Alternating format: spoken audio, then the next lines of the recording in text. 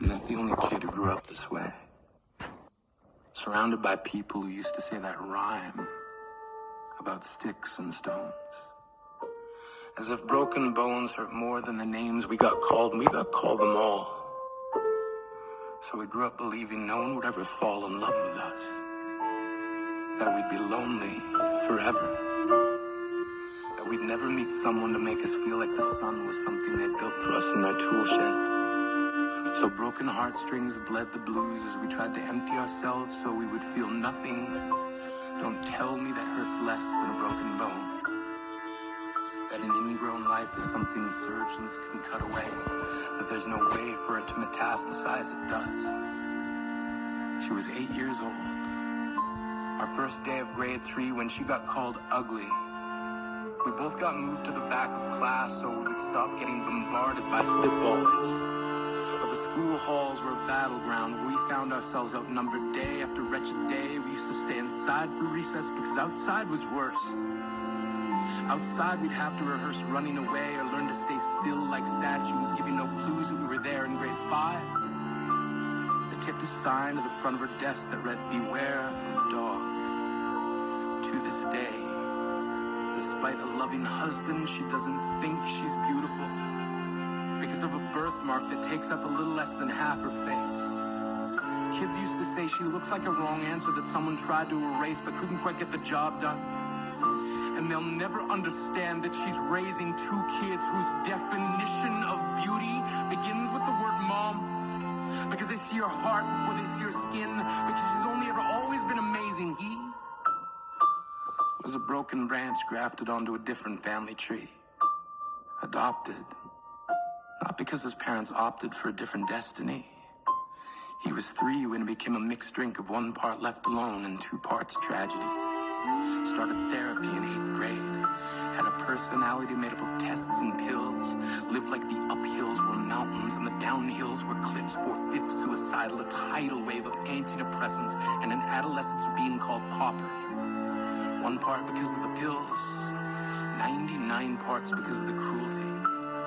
He tried to kill himself in grade 10 when a kid who could still go home to mom and dad had the audacity to tell him, "Get over it." As if depression is something that can be remedied by any of the contents found in a first aid kit. To this day, he is a stick of TNT lit from both ends. Could describe to you in detail the way the sky bends in the moments before it's about to fall. And despite an army of friends who all call him an inspiration, he remains a conversation piece between people who can't understand. Sometimes being drug-free has less to do with addiction and more to do with sanity. We weren't the only kids who grew up this way. To this day, kids are still being called names. The classics were, "Hey, stupid," "Hey, spaz." Seems like every school has an arsenal of names getting updated every year. And if a kid breaks in a school and no one around chooses to hear, do they make a sound? Or they just background noise from a soundtrack stuck on repeat when people say things like kids can be cruel? Every school was a big top circus tent, and the pecking order went from acrobats to lion tamers, from clowns to carnies. All of these miles ahead of who we were freaks. Lobster claw boys and bearded ladies. Oddities juggling depression and loneliness, playing solitaire, spinning the bottle, trying to kiss the wounded parts of ourselves and heal.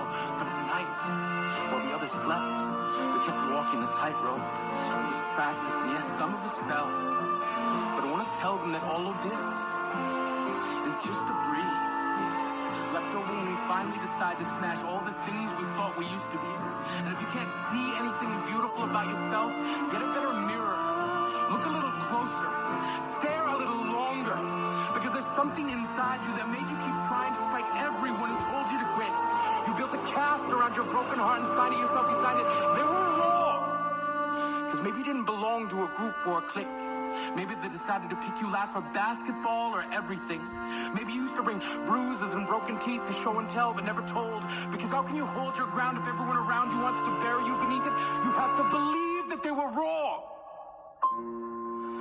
They have to be wrong. Why else would we still be here? We grew up learning to cheer on the underdog because we see ourselves in them. We stem from a root planted in the belief We are not abandoned cars stalled out and sitting empty on some highway. And if in some way we are, don't worry. We only got out to walk and get gas. We are graduating members from the class of We Made It. Not the faded echoes of voices crying out names will never hurt me. Of course, they did. But our lives will only ever always continue to be a balancing act that has less to do with pain and more to do with beauty.